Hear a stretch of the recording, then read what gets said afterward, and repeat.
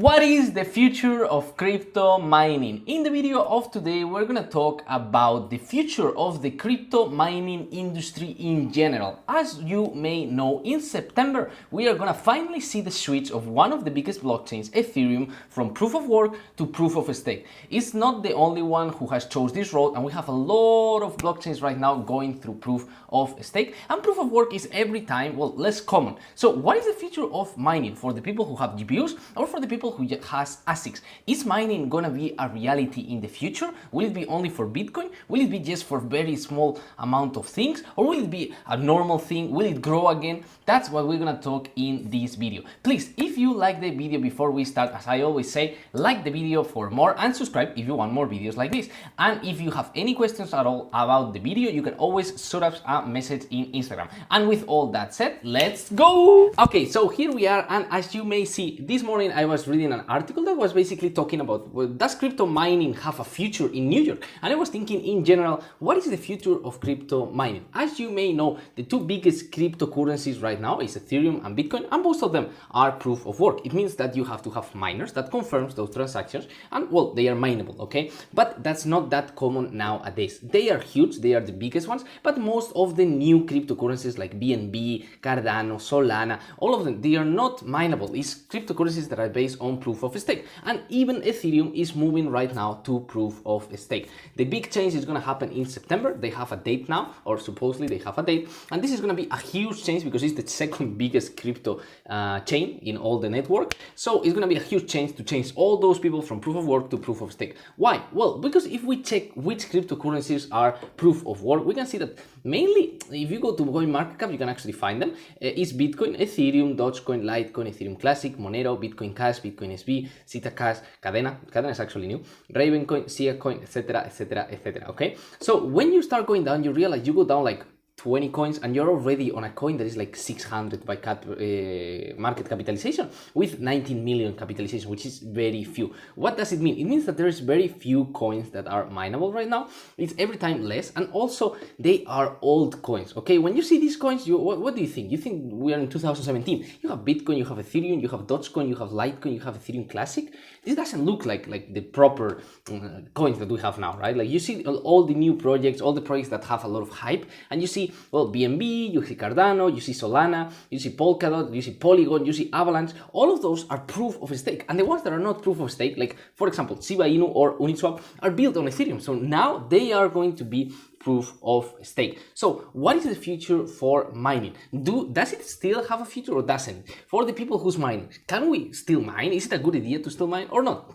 Well, for that, we need to understand what is the pros and what is the cons of proof of work and of proof of stake. The basic problem that proof of work has, and the biggest one, at least for Ethereum, is two of them. Okay, the first problem is the pollution. Okay, most of the crypto mining sphere has a very bad image because mining uses a lot of electricity. Okay, as you may know, the Bitcoin network consumes a level of energy equivalent to the energy that they use in Egypt or in Ukraine. Okay, it's a huge amount of energy that only Bitcoin uses, and Ethereum also use a lot of energy, and this is not very well aligned with the political views of the ESG, okay, to try to reduce the use of electricity, to use new electricity, to use renewable electricity. As you can see, basically crypto energy is like basically seen as something that is contaminated, that is polluting, and that's not a good image. Okay, it's not completely true because right now, as we can see in the last report that there was about mining in the Q3 of 2021, I think there has been a new one, but it's kind of similar. The percentage, 57% of the energy used for crypto mining is actually from renewable sources. We are talking hydro, especially hydroelectric is the most common use, but also wind, solar, nuclear, geothermal. Obviously, there's different definitions of clean energy, but 57% of it uses clean energy, which also means that 43% of it doesn't use clean energy. So the image is there, and that's the first problem that proof of work has. Okay, what is the other problem that proof of work has? Well, the other problem that proof of work has is the number of transactions per second that they can do and the actual scalability of the network. As you can see, if we check transactions per second, for example, in Solana is up to 50,000 transactions per second, which is more than Visa, and it's huge. Okay, but if we have Bitcoin, it's only 7. If we see Ethereum, is 17. They are saying that when Ethereum finish doing this proof of stake part, it's gonna be the same, but after they do a couple of more steps, they will get to 10,000. That's the difference. Proof of stake is much more scalable, or it seems like that. Cardano, 250. Ripple, well, Ripple is not exactly proof of stake, but 1,500. Polkadot, 1,000. It's much more than what you get with proof of work. And we have seen this in other networks, like for example, who builds his projects in Ethereum Classic? No one, because it's less scalable than normal Ethereum. And in general, like, they are very difficult to scale, okay? Every mineable solution is difficult to scale. Litecoin, Dogecoin is difficult to scale. It generates problems. What is the bad part of staking? What is the good part of mining? Well, the good part of mining is decentralization. How does staking work? We need to understand. Well, staking is pretty simple, okay? If you want to stake Ethereum 2.0, for example, you just grab 32 coins, 32 Ethereums, which is very expensive. You put it in a node, you create a node, you validate transactions, and you get around, right now, 4.59% per year. When Ethereum 2.0 goes through, it's supposed to go up to around 12% per year, because all the rewards that go to mining are gonna go there. But yeah, we're talking about 8% per year, 12% per year, something like that, okay? But you have to have a huge amount of capital, okay? You have to put 32 Ethereum. If you don't put 32 Ethereum, you can use solutions like Lido, for example, where you can stake with more people, basically, and they give you around 3.9%. Obviously, they take a small cut, but you can also stake like that. What is the problem with this? Well, the problem with this is that, as we can see, if we check the contract of Ethereum 2.0, every time there is more and more and more people staking Ethereum, and in total there is 13 million Ethereum staked in this contract, which means taking over the network should be difficult, right? Because there's 30 million Ethereum, you need a lot of money to change the network. Well, that is actually not that true. Because if we do the counts, 13 million Ethereum right now, with the price that we have in Ethereum right now, which is around $1,600, actually, I think it's right now it's less. But anyways, the point is, this is around $20 billion, okay? So if you want to take over the network, you will have to have half of the money there. What do I mean by this? If you want to take over the network and you want to create false transactions and basically scam money or attack the system or try to hack the system, you have to have 51% of the network. In mining, this is basically impossible. There's a lot of big corporations, like, for example, I don't know, Genesis Mining, who are huge, they have a lot of miners, but still, it's like 5%, even like 8% of the network. They are not that huge, but staking is just money. So anyone can come with a huge amount of money and exchange this position, change the blockchain, and basically hack everyone, okay? And you would need $10 billion, which sounds like crazy because it's a lot of money. But if you compare it with the case that we had in Luna, when Luna collapsed, the attack was around like what, $4 billion? So $10 billion is definitely doable, okay? And if they find a way to actually hack it and get the money back, I don't see why they wouldn't do it. So it's definitely less diversified, okay? It's not that, well, it's not DeFi, okay? It's not decentralized, because you have people that have to have 32 Ethereums. Even if you mix a lot of people in Lido, at the end, Lido is controlling it. You see here, you can see that Lido total stake of Ethereum 2.0 is around 31% of the whole network, which means, yeah, you have a lot of small people putting it together, but the owner, which is Lido, is one, okay? And if you join all the people from the exchanges, again, it's 27% of the network, only in like 3 exchanges. So at the end, there is not that decentralization, and it happens stuff like it happens in Curve. Curve is a protocol, it's not about staking or anything, but it's a protocol that happens in Ethereum, where very big players are all the time like bribing and paying people to get their income bigger. Basically, it's how it works. It's like a game. It's like a game theory. So this is crazy, and you have seen it also not only in Curve, but in End. For example, in End, they had to make well, basically they make some kind of votes to decide if they wanted to liquidate one position, and the results were 93% in favor. Why? Because one of the people who was participating had 90% of the votes. So if you have 90% of the votes, obviously the vote is going to go through. And this is the problem with proof of stake. It depends on how much money you have. It's not about someone having a computer in North Carolina and someone having a computer in, I don't know, Northern Galles. It's literally about how much money you have. So big institutions can come and can destroy the market or can do whatever they want. They have a lot of more weight than they do in real decentralized points. And the point of cryptocurrency in the beginning was to, well, be decentralized, right? That's the point. So with all this said and done, we have seen the pros and the cons. And what can we do? Well, first option that we can do, as for example, if you're a miner and you want to transition to proof of stake, you can always transition into proof of stake. You can start staking, but you need to understand that the returns are not going to be the same, okay? Even in Ethereum right now, if you start mining, I think the returns are like at least 5% per month. So yeah, you're gonna get like 50% a year, and Ethereum 2.0, I'm sorry, but it's not even close, okay? Even if it's 8%, it's not gonna be the same, okay? So economically, it's not the same to transition from one to another. So can we keep mining? Is mining gonna be doable? Are we gonna be able to keep mining and make it like profitable, make it interesting? I think it depends for what, because the question is, why would we be mining? There's two options. First, we would be mining for networks. We are talking normal mining. Basically, we would be mining Bitcoin, we would be mining Ethereum, etc. I think this is gonna go down with time because all these coins, as I said, they are very old, most of them. So I don't think most of them are gonna make it. For example, Cadena has a system that is actually scalable and where proof of work actually works. So I don't think that Cadena will be affected that hard. And I think it has possibilities to grow, but all these other systems, I don't know how long they will last. Will we be mining Bitcoin still in the future?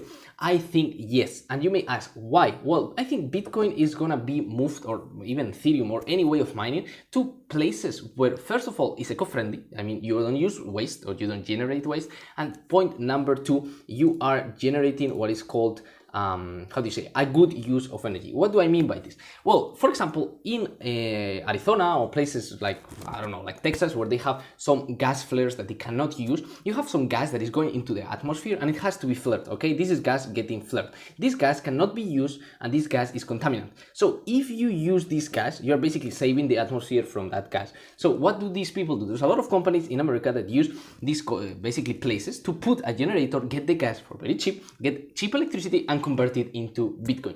This thing is gonna keep happening, okay? Crypto mining is not gonna disappear, not only because Bitcoin in general is gonna be mineable, but because this type of situation exists where something is not really working, and with this they can literally make money out of electricity. What mining brought was the way to convert electricity into money. Before, we could convert money into electricity, buying electricity, but nobody could sell electricity unless if you are the state. But now there is a very easy way to convert electricity, wherever it is, to money, and that is always gonna be there. So is it gonna disappear completely? Of course not. I don't think it's gonna disappear, okay? There's gonna be protocols that are always gonna be a little bit profitable, and people is going to use these type of things to generate some income, okay? They are not just going to disappear, first of all. If we are talking about Bitcoin mining, of course, Bitcoin is going to continue for a long time, that's for sure, because it's number one. Even if it stops being number one, still, it will be, I don't know, maybe number two, maybe number three, maybe it will go down, but it will be the first one. So it will probably be continue to be, and I don't think Bitcoin will change to proof of stake anytime soon.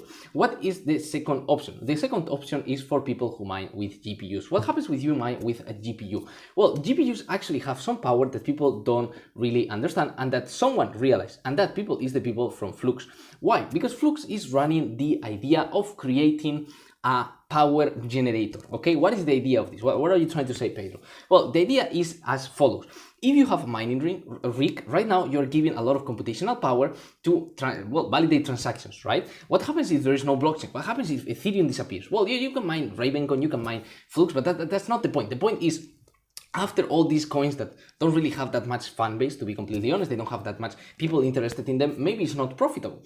But you do have a huge capability of calculating numbers, okay? That's basically what you're doing when you're mining, that can be used for other stuff. And what do I mean by this? Well, basically, if you are, for example, a poker player and you want to calculate a strategy, you're gonna have to use so many variables that you cannot use your computer to calculate, for example, the pre-flop statistics of some game, okay? You need to use a supercomputer. So you have two options. You buy a supercomputer, or you go to Amazon service or any other service that let you use supercomputers to calculate all of this. Do you see where am I trying to arrive? The idea is that we have a lot of power distributed around the world that nobody is using, and we are using the servers of some central power that is literally, well, renting servers for people to use and have computational power. We have a lot of people who has to render videos, people who has to work with virtual reality, which needs a lot of power, render power, people who needs to work with artificial intelligence that also needs a lot of computational power, and there's people who already has that power. So in my opinion, this mining industry is going to move into renting your service, your power, to other people that's going to use it for other things. Not only for blockchain, but for artificial intelligence, for VR rendering, and for all those type of things. So, is the future dead for crypto mining? I don't think so. I think we're going to keep crypto mining. And if we don't crypto mine, literally, we will use that computational power for something. Because what crypto really brings, or what really brought, is the idea that you can create something in a decentralized way and use use the power decentralized in a concentrated way, which means that you can rent hashing, for example, like in NiceHash. It's the same way. You can rent it to use it. You can rent server space. You don't have to go to Amazon and use Amazon server space. You can use somebody's computer from a huge network and everyone can profit from that. That's the idea of crypto. And I think that's what's the real future of mining. Because yes, maybe the way that they were using it to basically confirm transactions in the network is not the more efficient, but there's always going to be people that's going to need computational capability. Okay, so there's always going to be people interested in renting your computational capability. So I think that is the real future of mining. And as I said, Flux has talked a little bit about it. They didn't really develop the idea, but I think the ones that can be very interested in developing this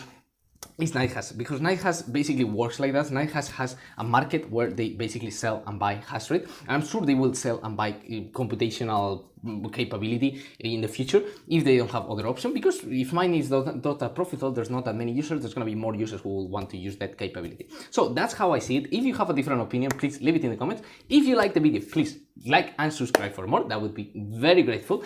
And with all said and done, I'll see you in the next video. Goodbye.